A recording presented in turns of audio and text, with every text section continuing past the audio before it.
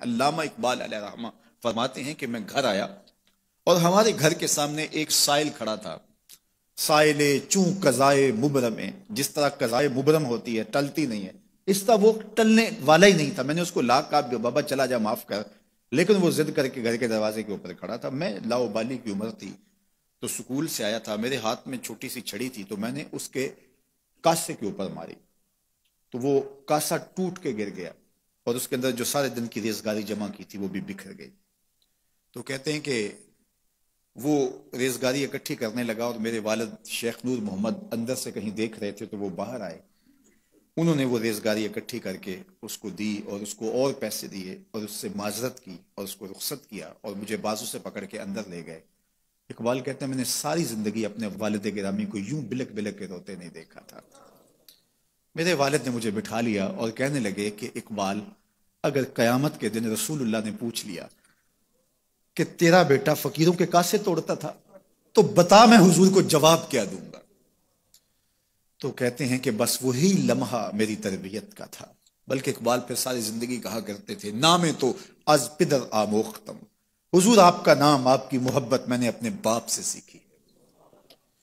یعنی حضور کا سامنا کیسے کروں گا. اور پھر یہ اقبال کے کلام میں آخر تک یہ چیز آتی ہے کہ کیسے حضور کا سامنا ہوگا. تو غنی از ہر دو عالم من فقیر، روز محشر عذرہائے من پذیر، گر تو بھی بینی حسابم ناگزیر، از نگاہ مصطفیٰ پنہا بغیر. اقبال بھی پھر آخر میں دعا کرتے ہوئے اللہ کی بارگاہ میں عرض گزار ہوتا ہے مالک تو غنی ہے، میں تیرا فقیر بندہ ہوں، تو مجھے یوں ہی معاف کر دے، میرا حساب نہ لینا، لیکن اگر میرا حساب لینا بڑا ضروری بھی ہوا تو یہ مہربانی کرنا حضور کے سامنے نہ لینا، میں حضور کو کیا منہ دکھاؤں گا. تو یہ فکر ملی کہاں سے؟ یہ باپ کی تربیت سے ملی، یہ ماں کی آغوش سے ملی. تو یہ ماں باپ کی ذمہ داری ہے کہ بیٹا جب کسی کا دل توڑے، جب کسی سے زیادتی کرے تو باپ وہیں اس کا راستہ روکے.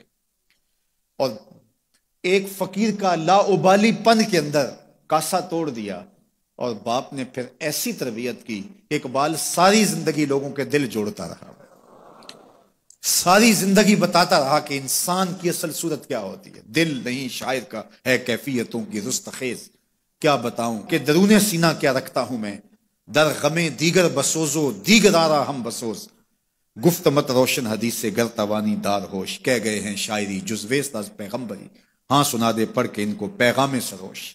وہ کہتا ہے دوسروں کے غم میں جلنا اور پھر اس غم کو جہان میں پھیلا دینا، اسی کا نام شاعری ہے. پھر اقبال نے وکری شاعری کی، شاعر تو اور بھی ہیں لیکن اقبال کہتا ہے شاعری از مثنوی مقصود نیست، بت فروشی بت گری مقصود نیست، کشتائے انداز ملا جامیم، نظم و نثر او علاج خامیم. وہ کہتا ہے کہ میں یہ بت نہیں بنا رہا کہ یہ غزلیں تراش کے اور یہ نظمیں تراش کے لوگوں سے داد وصول کرو، بلکہ کسی نے اقبال کو کہا یار کوئی غزل تو سناؤ، تو اقبال رو پڑا، کہا حضور میں اپنے شعروں کی داد قیامت کے دن آپ سے ہی لوں گا. یارہ مرا غزل خانے شمردن، یاروں نے تو مجھے غزل خان سمجھ لیا، میرا تو مقصد ہی اور ہے. بلکہ ان شعراء پہ تنقید اقبال نے کی.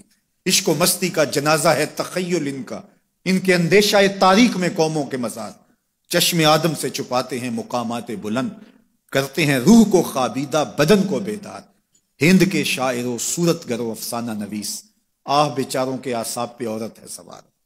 ہر وقت لب و رخسار کے تذکرے، ہر وقت نشیلی آنکھوں کی کہانیاں، ہر وقت قدے رانا کی باتیں. کہا تم اس خول سے نکل ہی نہیں رہے، تمہاری شاعری صرف ایک عورت کے گرد گھوم رہی ہے جس نے اس کو تخلیق کیا، اس خالق کے جلوے بھی تو دیکھو نا.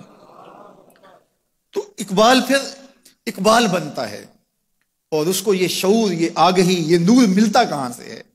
یہ باپ سکھاتا ہے. باپ کے بعد پھر مولوی میر حسن ملتا ہے جو استاد اقبال کو اقبال بنا دیتا ہے. تو یہ ماحول انسان کو سکھاتا ہے. تو میں اور آپ دیکھیں کہ ہم اپنی اولاد کو کیا دے رہے ہیں. تو کبھی بھی اپنی اولاد کو اس کی اجازت نہ دیں کہ وہ کسی کمزور پر ظلم کرے. جب کمزور پر آپ کی اولاد ظلم کرتی ہے، زیادتی کرتی ہے، تو پھر وہ بڑی ہو کر کے ظالم بنے گی، جابر بنے گی.